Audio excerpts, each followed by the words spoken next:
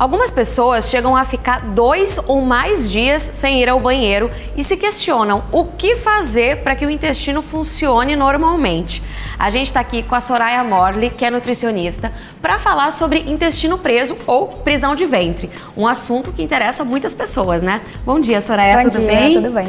O que é a prisão de ventre? Quando que a gente pode considerar que a gente está com ela? Para a gente tratar isso, a gente precisa fazer uma certa triagem, né? E dentro dessa triagem a gente consegue ver mais ou menos se a pessoa tem a disbiose. Disbiose é um termo que a gente fala para quando a pessoa tem um desequilíbrio no intestino. Esse desequilíbrio ele gira em torno de algumas bactérias benéficas e maléficas no intestino, e se elas estiverem realmente em desequilíbrio, a gente diz que a pessoa tem essa disbiose. Então, muitas vezes, quando a disbiose está instalada, a gente tem algumas maneiras de identificar através de alguns sintomas.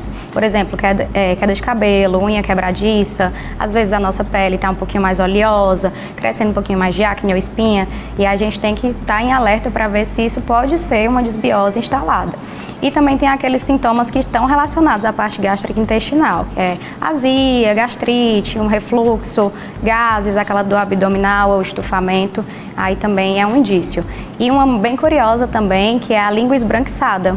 Então isso também é um sinal de que as bactérias não estão em equilíbrio no nosso intestino. Se a pessoa não tiver a disbiose, quais podem ser as causas da prisão de ventre? Na verdade, uma má alimentação, em primeiro lugar, né? Uma alimentação muito rica em alimentos refinados, em doces, muitas vezes também em fritura. Não beber água, também não beber água, isso é muito importante. Muitas pessoas esquecem de beber água ou não sentem sede. Se ela come muitos alimentos integrais, ela também pode ter prisão de ventre, né? Excesso de grãos? Excesso de grãos, de fibras, também pode levar até essa prisão de ventre. E aí, para ajudar, hoje em dia, quais são as opções que a gente tem? Aqui, por exemplo, você trouxe probióticos, né? Eu queria que você explicasse um pouquinho. São 2 alimentos probióticos naturais, certo? A gente também tem a opção de tê-los liofilizados, que são feitos em farmácia de manipulação, normalmente, mas também tem essas opções naturais, que é o kombucha e o kefir. Os grãos de kefir, eles entram em contato com, por exemplo, açúcar demerara ou leite, para que formem essa gelatinazinha que a gente está vendo aqui.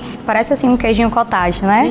Então, essa gelatinazinha a gente pode adicionar vitaminas, a sucos, a sopas. E o kombucha, ele é uma fermentação de chás, do chá verde e do chá preto. Então, a partir do momento que ele é fermentado ali com o açúcar, ele vira também um alimento probiótico, né, que pode ajudar muito nessa nossa flora intestinal. E é verdade que mulher tem mais prisão de ventre? Sim, é verdade. Por quê? Isso é muito causado por conta dos nossos hormônios. Muitas mulheres, quando estão na TPM, por exemplo, né, no período pré-menstrual, elas tendem ou a ter mais prisão de ventre ou mais diarreia.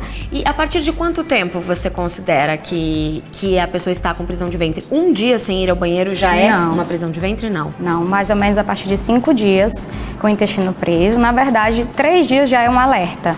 E em relação a massagens, por exemplo, elas podem ajudar? Massagem na barriga ou ficar deitado de bruços? Sim, podem ajudar, porque às vezes realmente as fezes estão presas, né, no nosso intestino. Então a gente massageando, até uma drenagem de repente, quando a gente faz em clínicas mesmo, né, alivia bastante. Deitar de bruços alivia também, ajuda, mas não ajuda a aquelas fezes serem extraídas, mas ajuda muito nas dores, nas cólicas, nos gases também. E quais são os prejuízos que ter prisão de ventre traz para a nossa saúde? A prisão de ventre ela pode causar inúmeros prejuízos, mas eu acho que o que mais incomoda, né, a todas as pessoas é justamente a alteração de humor que a gente pode ter devido à má absorção da serotonina no nosso intestino.